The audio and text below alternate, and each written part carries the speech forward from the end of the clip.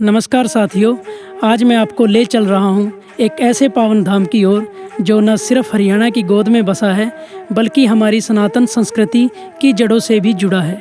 आदि बद्री धाम। यह धाम हरियाणा के यमुनानगर जिले से लगभग 40 किलोमीटर उत्तर में स्थित है। रास्ता बहुत ही सुंदर है। खेतों के बीच से निकलती हुई सड़कें, शांत जंगल और कहीं कहीं से झलकते शिवालिक पहाड़। जैसे जैसे हम आगे बढ़ते हैं, प्राकृतिक दृश्य और भी मनोरम होते जाते हैं। पेड़ों के झुरमुटों से छनती रोशनी, ठंडी हवा और पक्षियों की चहचहाट। लगता है जैसे समय प्रकृति इस यात्रा को सफल बनाने में लगी हो। और फिर दूर से मंदिर का ध्वज दिखा, जैसे कि भक्त को वर्षों बाद अपने भगवान के दर्शन हो रहे हो। यह है आदि बद्री।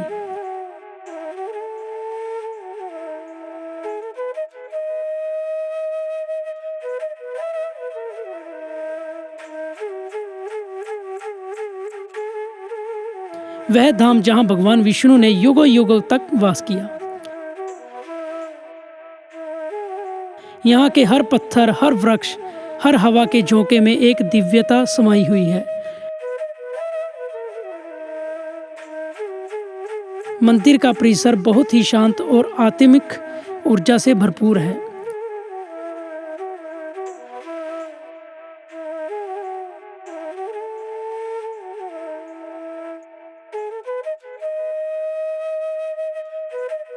श्री बद्रीनारायण जी की यह प्रतिमा अत्यंत आकर्षक और अलौकिक है। पीतांबर धारण किए कमलासन पर विराजमान भगवान श्री हरि के दर्शन मात्र से मन आनंदित हो उठता है।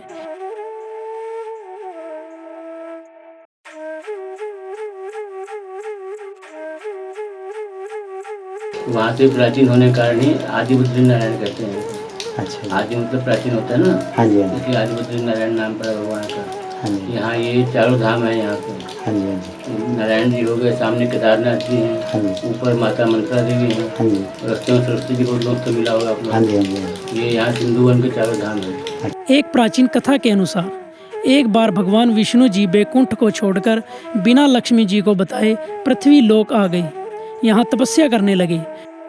तप की अग्नि इतनी तीव्र थी कि उनके शरीर से पसीना बहने लगा। लक्ष्मी जी उन्हें ढूंढते ढूंढते हुए सिंधु वन पहुंची। वहां उन्होंने भगवान को देखा और एक बेरी का वृक्ष बन गई ताकि भगवान को छाया दे सके। भगवान विष्णु तपस्या से प्रसन्न होकर बोले, हे देवी, तुम्हारी भक्ति से मैं बहुत प्रसन्न हुआ हूँ। आज से यह स्थान मेरा प्रमुख धाम कहलाएगा और मैं बद्री नारायण के नाम से जाना जाऊँगा। मंदिर में ही स्थित है एक समय प्रकट शिवलिंग, जिनकी उपस्थिति यहाँ केदारनाथ धाम से जोड़ी जाती है। आदि बद्री में भगवान शंकर भी विराजमान है। यह स्थान सिर्फ विष्णु जी ही नहीं, महादेव की महिमा से भी परिपूर्ण है। यहाँ की हवा में मंत्रों की गूंज, घंटियों की मधुर ध्वनि और भक्तों की आस्था एक ऐसा अनुभव है जिसे शब्दों में व्यक्त कर पाना कठिन है। जैसे जैसे सूरज ढलता है, यहाँ की छाया और भी सुंदर हो जाती है।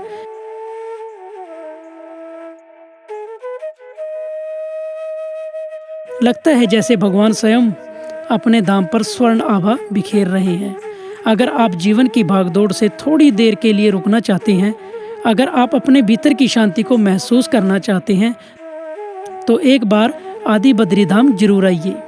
यह धाम न केवल एक तीर्थ है, यह एक आत्मिक अनुभव है। आप सबको श्री बद्री नारायण जी की असीम कृपा प्राप्त हो। जय श्री हरि, जय श्री बद्री नारायण। और मंदिर परिसर से कुछ ही दूरी पर स्थित है वह स्थान जिसे सरस्वती नदी का उद्गम स्थल माना जाता है। जी हाँ, वही अदृश्य सरस्वती जिसका वर्णन हमारे वेदों में है, जिसने वैदिक संस्कृति को जीवन दिया और जिसकी धाराएं आज भी भारतीय जनमानस में प्रवाहित होती हैं। यहाँ से एक शुद्ध जलधारा बहती है जिसे कई लोग सरस्वती की अवशिष्ट धारा मानते हैं। वैज्ञानिक भी मानते हैं कि इस क्षेत्र में सरस्वती नदी की प्राचीन धारा भूमिगत होकर बहती रहती है। यह स्थान न सिर्फ भौगोलिक रूप से महत्वपूर्ण है, बल्कि आध्यात्मिक दृष्टि से भी अत्यंत पावन है। यहाँ आकर लगता है जैसे किसी सूखे मन में भी ज्ञान और भक्ति की धार बह उठी हो। सरस्वती केवल एक नदी नहीं, वह भारतीय संस्कृति की जीवन रेखा है और इस स्थल पर आकर उसके अस्तित्व को महसूस करना एक दुर्लभ अनुभव है। मंदिर के दर्शन, और फिर सरस्वती के उद्गम स्थल की यात्रा, यह सब मिलकर आपको एक ऐसी अनुभूति देते हैं जिसे आप जीवन भर नहीं भूल पाएंगे। अगर आपको यह वीडियो अच्छी लगी हो तो हमारे चैनल को सब्सक्राइब जरूर करें और कमेंट में यह लिखकर जरूर बताएं भी आपको अगली वीडियो किस धार्मिक स्थल की देखना पसंद करेंगे।